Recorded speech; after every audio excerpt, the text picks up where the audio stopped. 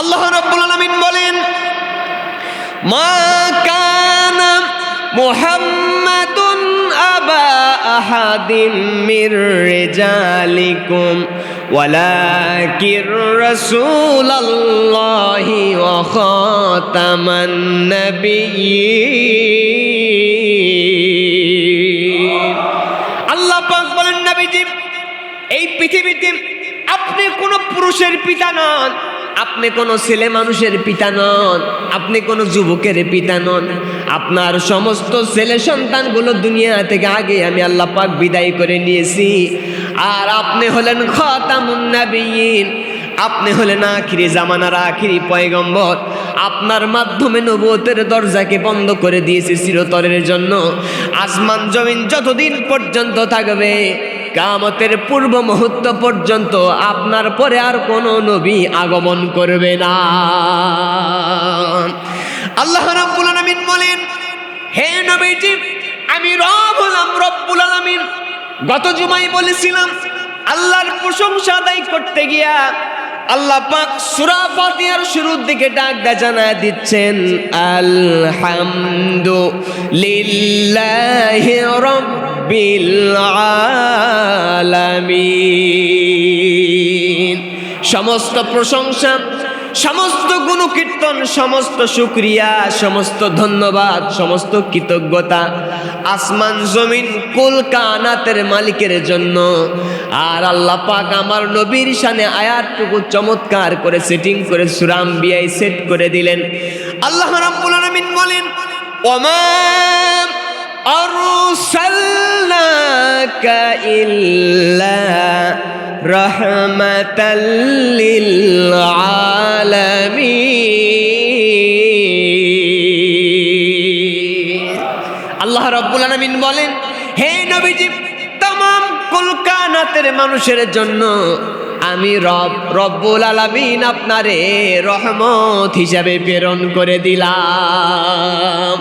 আমি আল্লাহ যত এরিয়া পর্যন্ত রব, আমি রব যত এরিয়া পর্যন্ত মালিক, যত এরিয়া পর্যন্ত আমি রবের ক্ষমতা, নেতৃত্ব, কর্তৃত্ব আছে, আপনি নবীজিকে তত এরিয়া পর্যন্ত আমি আল্লাহ সার্টিফাই করে দিলাম আপনার বিশ্ব জগতের জন্য, কুল কানাতের জন্য, আসমান জমিন সমস্ত কিছুর জন্য রহমত হিসাবে প্রেরণ করে দিলাম।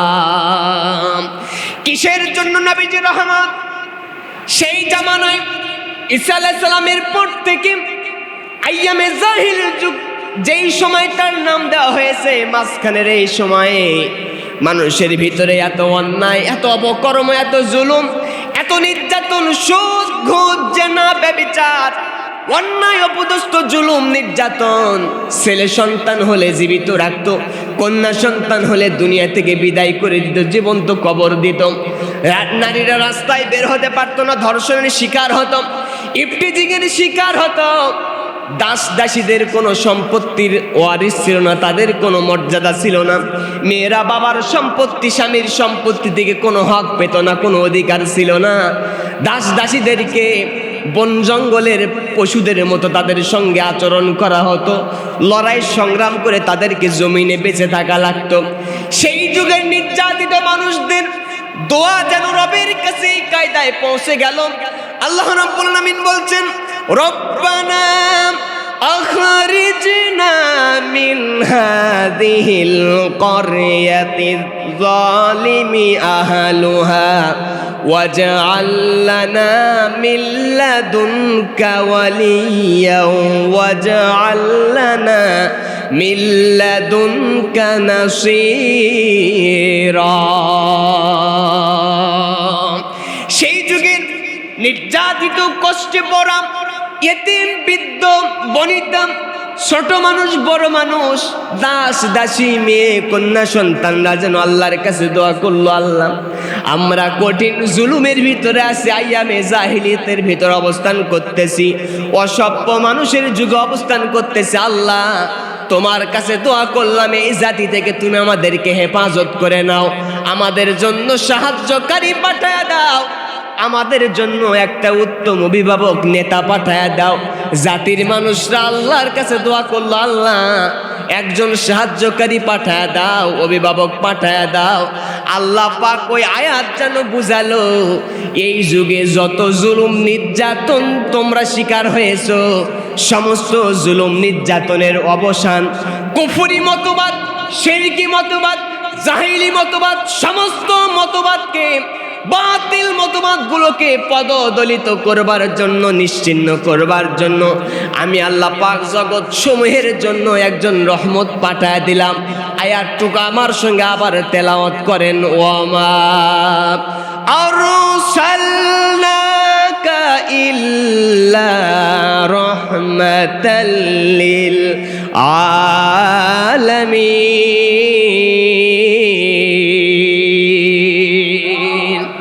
আল্লাহ রাব্বুল আলামিন বুঝালেন, হে নবীজি, আমি রব যত এরিয়া পর্যন্ত রব রব্বুল আলামিন, খালিক, মালিক, রিজিক দাতা, আপনি নবীজিকে তত এরিয়া পর্যন্ত আমি রব রহমত হিসাবে প্রেরণ করে দিলাম। কবি বলতেছেন, রহমতে আলম নবী নূরে মুজাসসাম, সাহাবীরা আতর বানায় ওই নবীজির ঘাম। ঠিক কি না? নবীজি, সাহাবীরা নবীজির শরীরের ঘাম মোবারক নিয়ে আতর বানাতো, বোতলের ভিতরে রেখে দিত, বাটির ভিতরে রেখে দিত। সমস্ত নবীজির ঘামগুলো সিপি খোলার সঙ্গে সঙ্গে পুরা রুম, পুরা ঘর সুগন্ধিতে ভরপুর হয়ে যেত। সুবহানাল্লাহ বলবেন না? রহমতে আলম নবী নূরে মুজাসসাম, সাহাবীরা আতর বানায় ওই নবীজির ঘাম। সুবহানাল্লাহ কোন? চিনো মানো জানো তোমরা কেমন নবীজি, যাহার পাগল চন্দ্র সূর্য তারকারাজি। ঠিক কিনা? ও বাবা আরো শুনবানি সুন্দর কাহিনী, জান্নাতের রুমে রুমে লেখা নবীর নাম। সুবহানাল্লাহ কোন? আর সে আল্লাহর পায়ায় পায়ায় লেখা নবীর নাম। সুবহানাল্লাহ কোন? নবীজির নাম সমস্ত জায়গায়। যে আল্লাহ তাআলা আমার নবীজিকে শেষ জামানার এই উম্মতের কাছে পাঠিয়ে দিয়ে, যে আল্লাহ তাআলা আমাদেরকে ধন্য করেছেন, বিনা চাওয়ায় আমাদেরকে উম্মত হিসেবে কবুল করলেন, সে রবের দরবারে কালিমাতে শুকুর আদায় করছি, পড়ছি আলহামদুলিল্লাহ। আরো জোরে মিলে পড়েন তো আলহামদুলিল্লাহ। নবীজির শানে দরুদ ও সালাম সকলে মিলে পড়ছি সাল্লাল্লাহু আলাইহি ওয়াসাল্লাম। সম্মানিত উপস্থিতি, নবীজির জন্ম হচ্ছে রবিউল আউয়াল মাসে। কোন মাস? কথা বলেন, কোন মাস? রবিউল আউয়াল মাস। রবিউল আউয়ালের কত তারিখ, তারিখ নিয়ে মতভেদ থাকলেও মুহাদ্দিসিনে কেরামগণ, ওলামায়ে কেরামগণ 12 তারিখকে বেশি প্রাধান্য দিয়েছেন।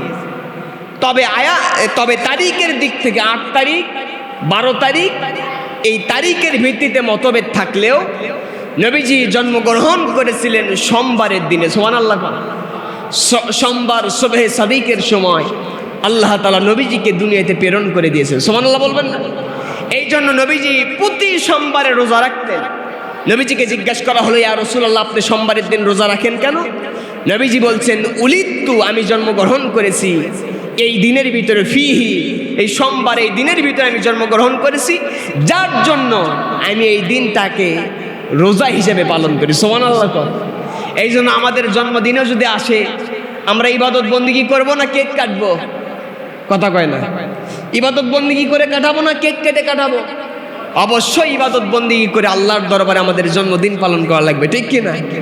কোনো কেক কাটা, আতশবাজি, বোমাবাজি, বিভিন্ন ধরনের সাজসজ্জার অনুষ্ঠান করে কোরআন হাদিসের ভিত্তিতে জন্মদিন পালন করার কোনো বিধান পাওয়া যায়? কিন্তু বর্তমানে জন্মদিন পালন করতে গিয়ে আমরা হাজার হাজার টাকা ব্যয় করি, আসি না নাই?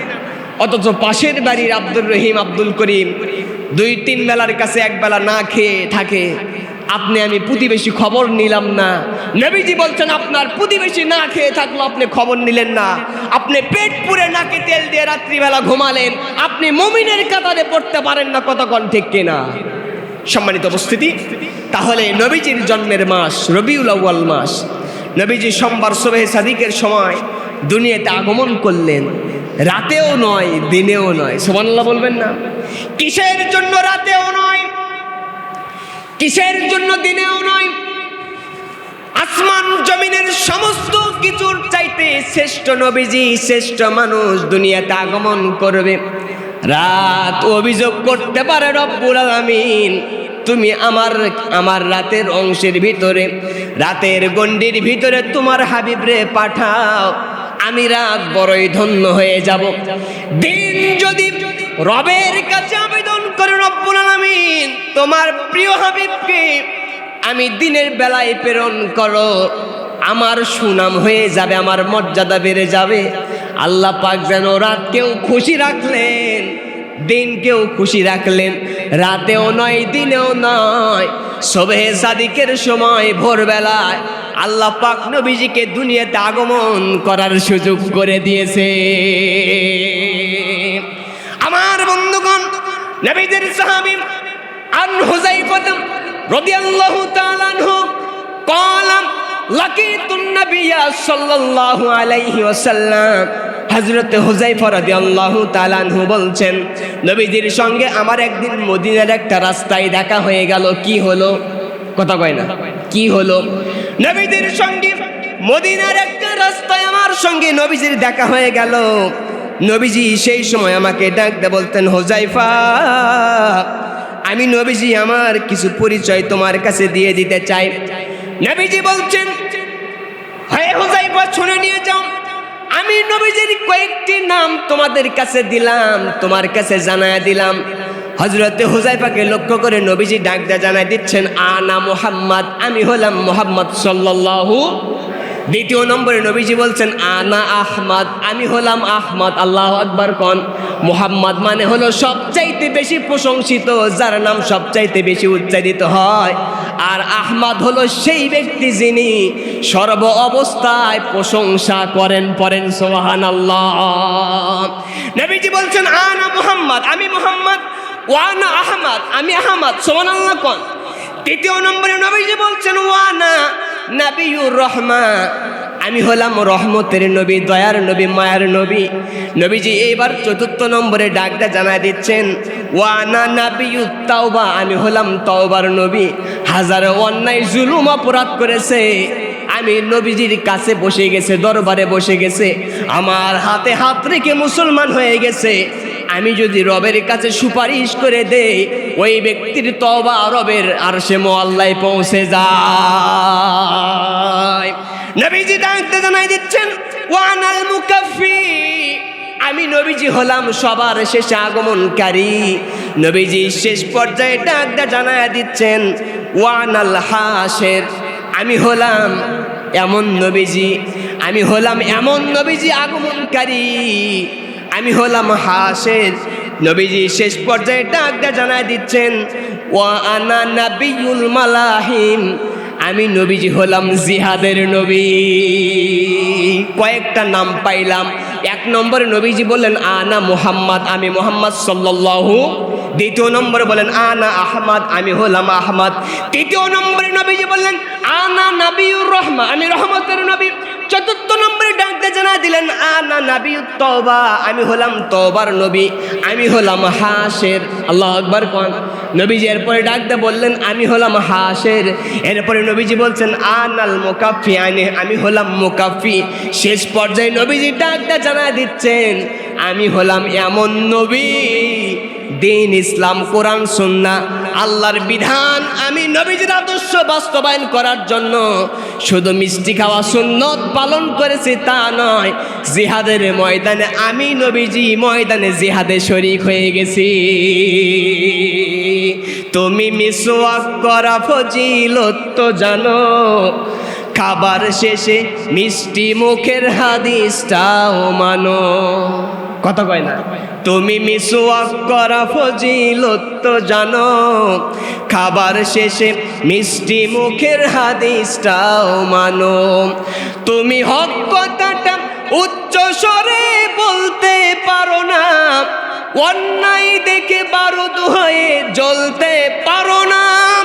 কেমন মুসলমান তুমি একটু বলো না, কেমন তোমার ঈমান একটু ভাবো না,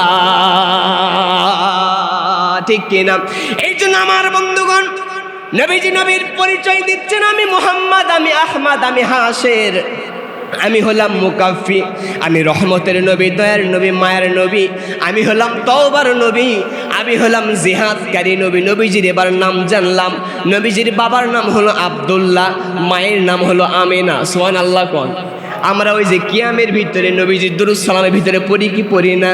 নবীজির পিতা আব্দুল্লাহ, পড়েন, নবীজির পিতা আব্দুল্লাহ, নবীজির মাতা আমিনা, নবীজির দুদুমা হালিমা, নবীজির রওজা মদিনা, সাল্লাল্লাহু আলা মুহাম্মদ সাল্লাল্লাহু আলাইহি ওয়াসাল্লাম। আল্লাহু আকবার কোন।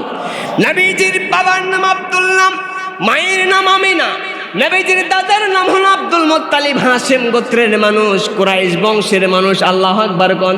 নবীজি যেহেতু শ্রেষ্ঠ মানুষ হিসেবে আগমন করবে, যার জন্য আল্লাহ পাক মক্কার সবচাইতে শ্রেষ্ঠ বংশ কুরাইশ বংশ, আরবি ভাষার ক্ষেত্রে যাদের ভাষা সবচাইতে বেশি স্পষ্ট ছিল, আল্লাহ পাক সেই দামি দামি বংশের ভিতরে যেই মানুষরা, তার ফ্যামিলির মানুষরা কোনোদিন মূর্তি পূজা করত না, আল্লাহ পাক সেই ফ্যামিলিতে, সেই ঘরের ভিতরে আল্লাহ পাক আমার নবী, আপনার নবী, আখিরি জামানার পয়গম্বর রে প্রেরণের সুযোগ করে দিয়েছেন। আমরা তার উম্মত হয়েছি।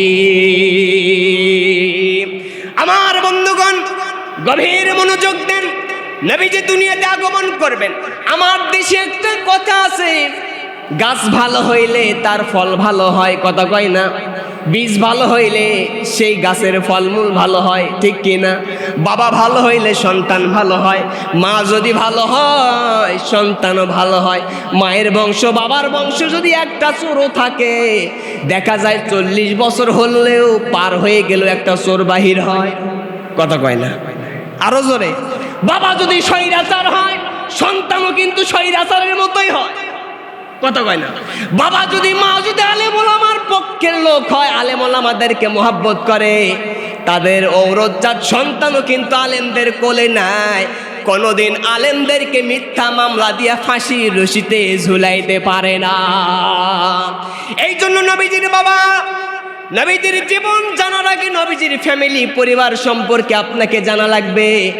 আল্লাহর কসম করে বলছে মুসলমান, আমরা যারা যুব সমাজ আছি, আমরা যারা নিজেকে মুসলিম দাবি করি, আমরা বিভিন্ন নায়ক নায়িকা, খেলোয়াড়, দেশের বড় বড় অভিনেতা, চলচ্চিত্র জগতের নায়ক নায়িকাদের সম্পর্কে যত নাম আমরা ভালো জানি, তার 90 ভাগে, তার 100 ভাগের 90 ভাগ, তার 100 ভাগের 90 ভাগ কিন্তু দুনিয়া সম্পর্কে জানি। আমার নবীজি সম্পর্কে কিন্তু 10%ও ভালোভাবে জানি, কথা কয় না? ভালোভাবে জানি। আমাদের জন্য ব্যর্থতা। এই জন্য সন্তানদেরকে ঘরের ভিতরে, রুমের ভিতরে সন্তানের জন্য সিরাতের একটা বই কিনে রাখবেন, সিরাত ইবনে হিশাম রাখবেন, সিরাতে মুস্তাফা রাখবেন, নবীজির জীবনীর অনেক বই পাওয়া যায়, বইগুলো রাখবেন। সিরাতে সরওয়ারে আলম রাখবেন, সাহাবীদের জীবনী সম্পর্কে অনেক বই পাওয়া যায়, এগুলো রাখবেন। নবীজির জীবন, অবয়ব, চলাফেরা, ওঠা বসা, চুল, নখ, নবীজির ভুরু, নবীজির দাড়ি, নবীজির ঠোঁট, নবীজির হাতের গঠন, পায়ের গঠন, নবীজির চলাফেরা, নবীজির কাপড়, পোশাক আশাক কেমন ছিল, এগুলো যদি জানতে চান, শামাইলে তিরমিজি নামক একটা কিতাব পাওয়া যাবে। এই কিতাবটা রুমের ভিতরে রেখে দেন, স্বয়ং আল্লাহর নবী আপনার রুমের ভিতরে, আল্লাহু আকবার কোন। শামাইলে তিরমিজির ভিতরে সমস্ত কিছু দিয়ে দেওয়া আছে, নবীজির গঠন কেমন ছিল। এই জন্য নবীজির সম্পর্কে জানতে গেলে তার পিতা সম্পর্কে জানা লাগবে। বাবা ভালো হইলে তার ছেলে ভালো হয়, বাবা চরিত্রবান হইলে ছেলেও কিন্তু চরিত্রবান হয়। বাবা যদি মদখোর হয়, ছেলে তো মাদকের নেশায় হবে, কথা কয় না। বাবা যদি বিড়িখোর হয়, 1 দিন 2 দিন 5 দিন 10 দিন বিড়ি খাবার পরে দেখবেন সন্তানও পাক্কা ড্রাইভার হয়ে গেছে, কথা কয় না। আছে না নাই ভাইরা আমার? আপনারা মুসলিম হিসেবে আমি বলতে চাই, এই কাজ করা যাবে না। বাংলাদেশে এমনও কিছু মানুষ আছে, আমরাও তো গ্রামগঞ্জের মানুষ, এলাকায় গ্রামগঞ্জে যারা দাদা আছে এর কি ফাজলামও করে। অনেকে লক্ষ্য করলে দেখা যায়, কয় দাদা ভাই বিড়ি না খাইলে আমাদের এমন অবস্থা দিনই যায় না, কি যায় না। এমনও আবার কিছু মানুষ আছে টয়লেট করতে করতে বিড়ি না খেলে তার টয়লেট ক্লিয়ার হয় না, কথা কয় না। আছে না নাই? মিথ্যা বললাম আমি? আরো জোরে কোন আছে না নাই? ভাইরা আমার, আপনারা এই মাদকের যে সূচনা হয় এটা কিন্তু বিড়ি সিগারেট থেকে শুরু হয়, কথা কন ঠিক কিনা? এর থেকে দূরে রাখবেন। বিড়ি আপনি নষ্ট করলেন, এই তামাক গাঁজাগুলো আপনি নষ্ট করতেছেন, খাচ্ছেন, টাকা পয়সা অপচয় করতেছেন, 40 দিন পর্যন্ত আপনার ইবাদত বন্দেগী রবের দরবারে কবুল হবে না। সেই জায়গায় তো 7 দিন পর মসজিদে আসার কোনো প্রশ্নই ওঠে না।